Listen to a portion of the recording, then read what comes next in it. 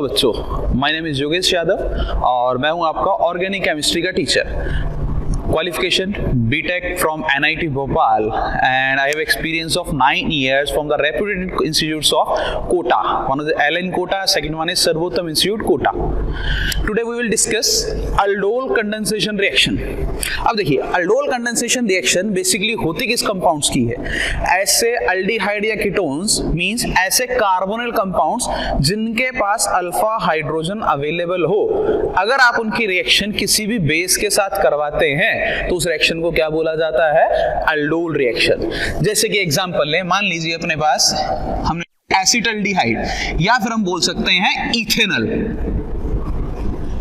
अब इथेनॉल में ये वाला कार्बन जो है, ये कार्बन आपके पास क्या है? अल्फा कार्बन, और इस पे अटैच जो हाइड्रोजन है they are known as alpha hydrogen. Clear? अब किसी कंपाउंड के पास भी अल्फा हाइड्रोजन है और उसकी रिएक्शन आप करवाते हो किसी भी डाइल्यूट बेस के साथ, क्लियर, और हीट करते हैं तो अपने पास जो प्रोडक्ट बनता है वो प्रोडक्ट होता है CH3CHCCHO, जिसको हम बेसिकली बोलते हैं alpha beta unsaturated carbonyl compound. Clear? और इस रिएक्शन को नाम दिया जाता है अल्डोल कंडेंसेशन रिएक्शन। अब बात करें इसके मैकेनिज्म की, तो मैकेनिज्म में क्या होगा? हमें पता है किसी भी कार्बोनिल का जो अल्फा हाइड्रोजन है वो क्या है? एसिडिक, और आपने रिएक्शन किसके साथ करवाई? बेस के साथ। तो सबसे पहला स्टेप क्या होगा? Acid base reaction means OH minus will attack on this hydrogen और अपने पास बनता है एक कॉन्जुगेट बेस, मतलब एक carbon ion. Clear? Next step में क्या होगा? अब ये कार्बन आयन है, एक न्यूक्लियोफाइल है, और कार्बोनिल कंपाउंड की जो रिएक्शन होती है वो होती है न्यूक्लियोफिलिक एडिशन रिएक्शन। मतलब न्यूक्लियोफाइल जाएगा, कार्बन पे अटैक करेगा, इस बॉन्ड को ब्रेक करेगा और आपके पास एडिशन प्रोडक्ट बनेगा CH3CHO minus CH2 single bond CHO। ठीक? अब ये O माइनस है, आपने डाइल्यूट बेस यूज किया तो क्या होगा आपके पास? OH माइनस, जो O माइनस है वो डाइल्यूट मींस पानी से H प्लस लेके किस में कन्वर्ट होगा? अल्कोहल के अंदर। मतलब आपके पास क्या बनेगा फाइनली? CH3CHOH CH2CHO। अब देखिए ये वाला कार्बन अल्फा, ये वाला बीटा, बीटा पे OH मींस इसको हम क्या बोलेंगे? Beta hydroxy carbonyl compound. और यहां तक की जो रिएक्शन को बोला जाता है वो नाम दिया जाता है अल्डोल रिएक्शन, क्योंकि प्रोडक्ट में अल्डिहाइड अल्कोहल दोनों है, इसलिए इस प्रोडक्ट को क्या बोलते हैं? अल्डोल प्रोडक्ट, और रिएक्शन को बोलते हैं अल्डोल रिएक्शन। अब आपने कंडीशन में क्या दिया? हीट कर रखा है भाई, हीट किया है मतलब एलिमिनेशन भी होनी चाहिए। ये वाला जो हाइड्रोजन है, ये हाइड्रोजन आपके पास क्या है? फिर से एसिडिक है, तो OH माइनस अटैक करेगा हाइड्रोजन पे और यहां से इस OH को एलिमिनेट करेगा। मींस यहां पे बेसिकली क्या होगा? वाटर का एलिमिनेशन होगा, means condensation. Clear? That's why the product जो बनेगा वो बनेगा CH3CHCCH सिंगल CHO, और इसको हमने नाम क्या दिया था? अल्फा बीटा, क्योंकि देखिए कार्बन कंपाउंड का ये अल्फा कार्बन है, ये बीटा कार्बन है। अल्फा और बीटा के बीच क्या है? अनसैचुरेशन, मतलब अल्फा बीटा अनसैचुरेटेड, और भाई अल्डिहाइड है मतलब कार्बोनिल कंपाउंड। और यहां तक की रिएक्शन को जो नाम दिया जाता है वो दिया जाता है अल्डोल कंडेंसेशन रिएक्शन। क्लियर? मतलब किसी भी कार्बोनिल कंपाउंड की रिएक्शन जिसके पास अल्फा हाइड्रोजन हो, अगर आप डाइल्यूट बेस के साथ करवाते हो तो पहले जो प्रोडक्ट बनता है वो बनता है बीटा हाइड्रोक्सी कार्बोनिल कंपाउंड, या जिसको बोलते हैं अल्डोल प्रोडक्ट, और यहां तक की रिएक्शन को नाम दिया जाता है अल्डोल रिएक्शन। अगर आपने हीट प्रोवाइड किया तो अल्डोल बनने के बाद यहां से क्या होगा?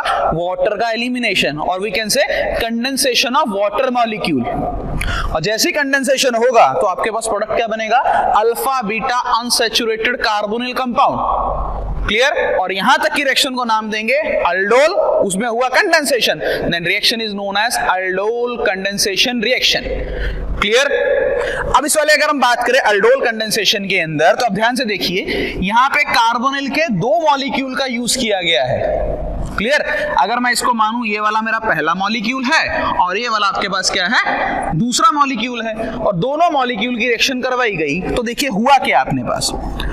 फर्स्ट मॉलिक्यूल ने पहले एक हाइड्रोजन लूज किया, क्लियर? इसने क्या किया, एक हाइड्रोजन लूज किया, फिर उसने दूसरे पे अटैक किया, ठीक है? एडिशन में ना वन ने कुछ गेन किया ना सेकंड ने कुछ गेन किया, बट इस स्टेप में सेकंड का जो O- था, क्योंकि देखिए ये पार्ट अपने पास कहां से आया है, सेकंड वाले से, ये वाला पार्ट कहां से आया है, फर्स्ट वाले से, तो सेकंड वाले ने एक H गेन किया, ठीक?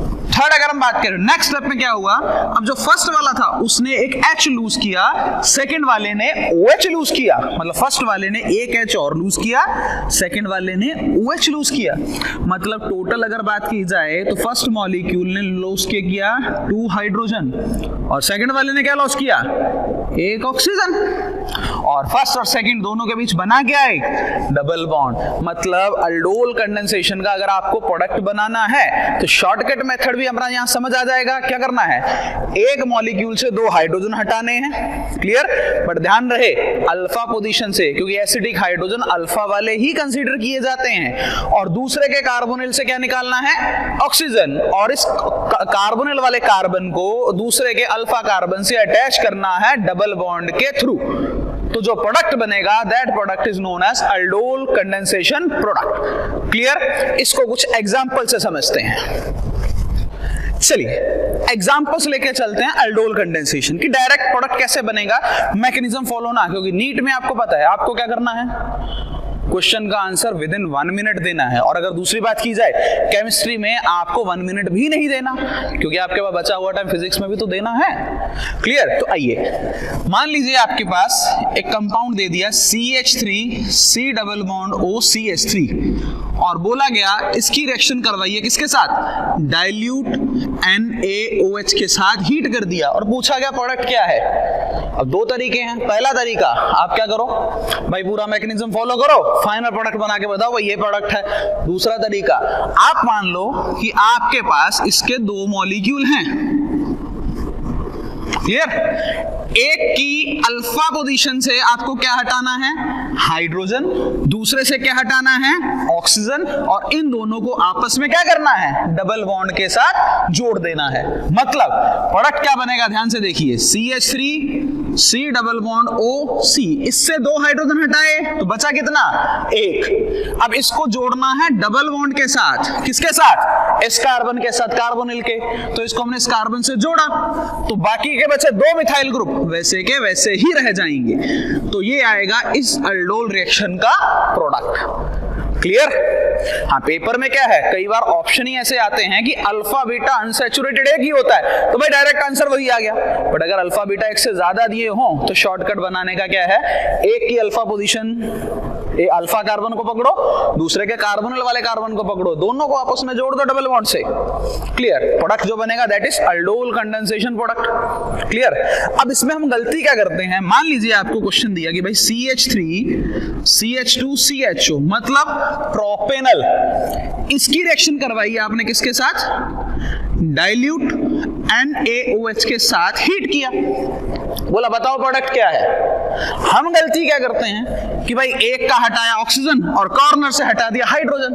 भाई हाइड्रोजन कॉर्नर से नहीं, अल्फा पोजीशन से हटना चाहिए। मतलब अगर आपके पास 2 मॉलिक्यूल हैं CH3 CH2 CHO, एक का क्या हटेगा, अल्फा हाइड्रोजन, दूसरे का हटेगा ऑक्सीजन, और इन दोनों कार्बन को आपस में क्या करना है, डबल बॉन्ड से जोड़ देना है। तो क्या बनेगा अपने पास, देखिए CH3C सिंगल बॉन्ड CHO, इसको हमने जोड़ा डबल बॉन्ड इस कार्बन से, डबल बॉन्ड CH, और इसके आगे कौन जुड़ा हुआ है, CH2 CH3, मतलब इसके साथ क्या जोड़ दो, एक CH2 CH3।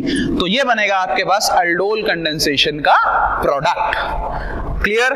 तो ये हो गया अपने पास अल्डोल कंडेंसेशन का शॉर्टकट मेथड क्या है, मैकेनिज्म क्या है, क्लियर? सो ये थी अपनी फाइनली अल्डोल कंडेंसेशन रिएक्शन।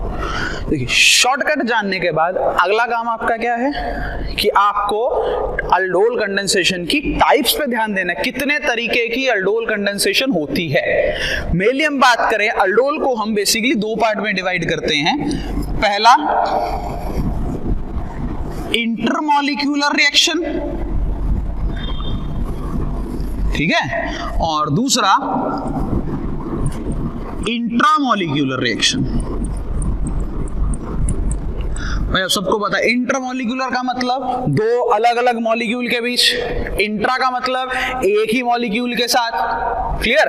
अब देखिए इंटरमॉलिक्यूलर को फिर हम दो पार्ट में डिवाइड करते हैं। भाई पहला है सिंपल अल्डोल और दूसरा है मिक्स्ड अल्डोल।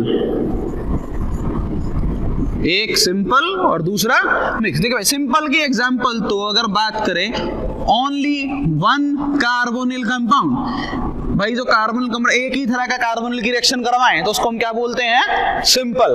क्लियर? उसमें एक ही प्रोडक्ट बनेगा।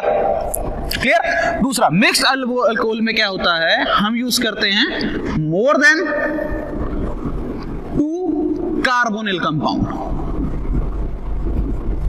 अब एक से ज्यादा कार्बोनिल है तो भाई आपके पास अल्फा हटाने से हाइड्रोजन हटाने के ऑप्शन भी एक से ज्यादा, ऑक्सीजन हटाने के ऑप्शन भी एक से ज्यादा, मतलब प्रोडक्ट भी एक से ज्यादा बनेंगे। क्लियर? यहां आपके पास अगर हम बात करें क्या लिख सकते हैं, only one product according to structure, not according to the stereochemistry. Structurally एक ही प्रोडक्ट बनेगा। बट यहां पे अगर हम बात करें आपके पास क्या है, हमने क्या बोला, एक से हटाना हाइड्रोजन, एक से हटाना है ऑक्सीजन। और मैकेनिज्म हमने देखा था कि भाई पहले क्या हुआ, OH माइनस ने H को लेके क्या न्यूक्लियोफाइल बना, वो न्यूक्लियोफाइल ने अटैक किया दूसरे पे, मतलब एक मॉलिक्यूल न्यूक्लियोफाइल का काम कर रहा है, एक मॉलिक्यूल सबस्ट्रेट का काम कर रहा है।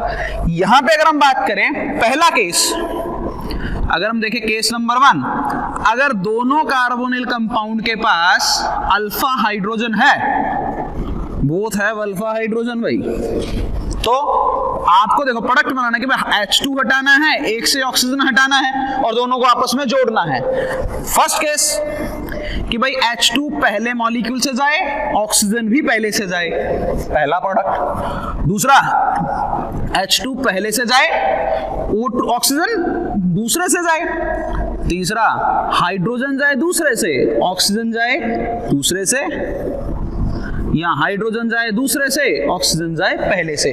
मतलब अगर दोनों के पास अल्फा हाइड्रोजन है तो अपने पास प्रोडक्ट कितने बनेंगे टोटल? 4। भाई दूसरा केस लेके चलें, second case, only one have alpha hydrogen. मतलब अब अगर हम बात करें अल्फा हाइड्रोजन एक के पास है, भाई ऑक्सीजन तो दोनों के पास है, ऑक्सीजन दोनों दे सकते हैं, हाइड्रोजन को एक ही दे पाएगा। मान लीजिए पहले वाले के पास हाइड्रोजन है तो पहला case hydrogen first they, oxygen भी फर्स्ट मॉलिक्यूल से जाए। उसके बाद दूसरा केस हाइड्रोजन फर्स्ट से जाए, ऑक्सीजन सेकंड से जाए। बात करें सेकंड से हाइड्रोजन जाने वाला केस, ये दोनों केस क्या हुआ, कट गए, क्योंकि सेकंड से हाइड्रोजन रिमूव करना पॉसिबल नहीं है, क्योंकि सेकंड मॉलिक्यूल के पास अल्फा हाइड्रोजन अवेलेबल नहीं है। क्लियर?